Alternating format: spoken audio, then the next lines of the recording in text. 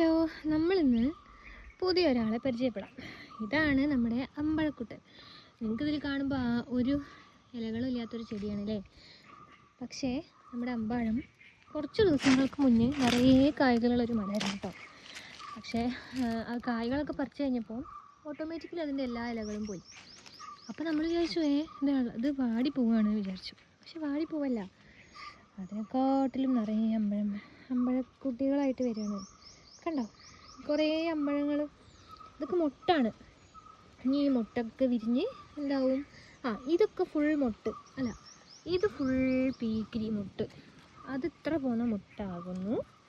അതിനുശേഷം മുട്ട ഇരുന്ന് പൂ വിരിയും. കണ്ടോ, അയ്യവാ, പൂക്കൾ വിരിഞ്ഞു.